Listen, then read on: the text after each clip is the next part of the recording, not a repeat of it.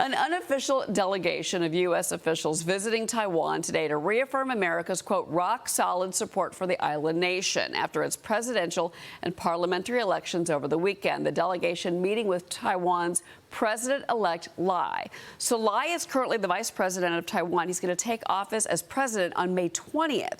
Now, his win marks a third straight term in the presidency for Taiwan's Democratic Progressive Party. But the DPP lost control of parliament in the election.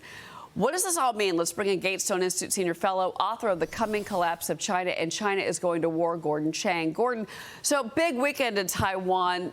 Democracy won when it came to the presidential election. But what does the political makeup of Taiwan mean now?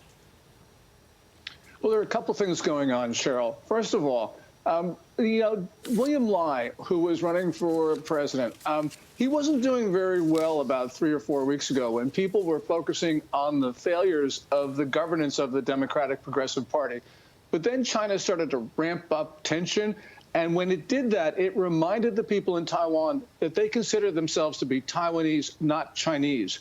So where it counted in relations with China, they voted for Lai over his challengers who were pro-China.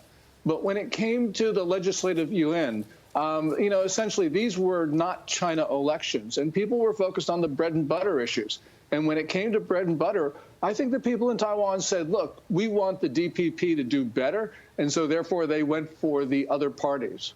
Yeah, it's going to be interesting to see how the U.S. handles all of this. What is the challenge now for the United States? And real quick, President Biden, he was asked about this, about that victory over the weekend. Watch his response. It made headlines.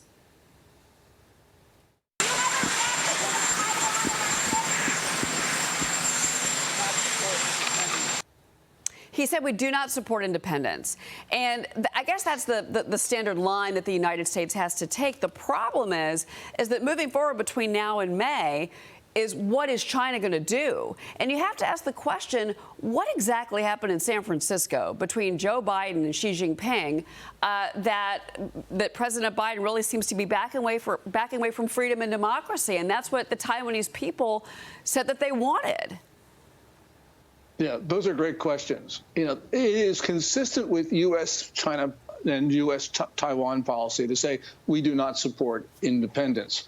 What we do support is a peaceful resolution of the status of Taiwan, which we say is unresolved. So we do not accept Beijing's position that Taiwan is part of China.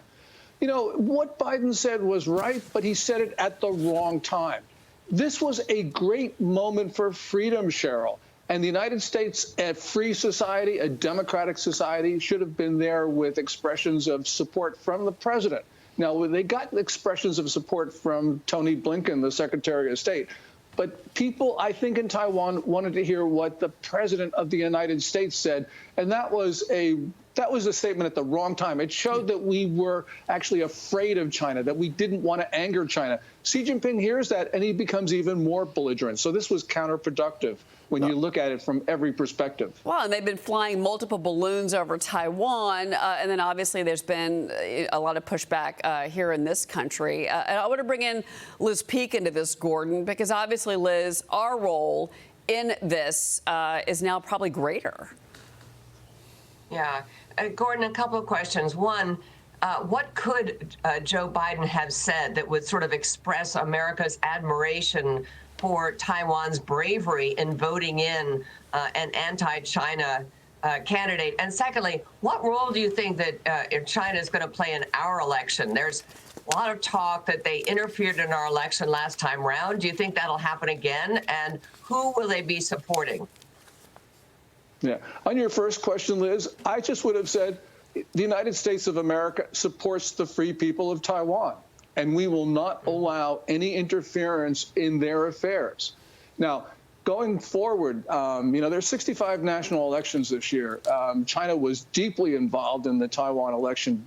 This is something that Biden warned Xi Jinping about on November 15th in San Francisco, and China interfered anyway, which shows you that, they don't really respect us. They don't think that they have to take into account our views. And we know that China was deeply involved in the Democratic primaries in 2020, supporting Biden over Sanders. And of course, it was involved in the general election, helping Biden win. So really what we have got is full-throated Chinese involvement in our elections, and we can't permit this. And we need to start imposing some costs on China for doing this, because this is interference in our democracy at the most basic level. Yeah. Gordon Chang, thank you as always for being here. A big weekend as far as China and Taiwan goes. We're going to be keeping a close eye on all of it. Gordon, thank you.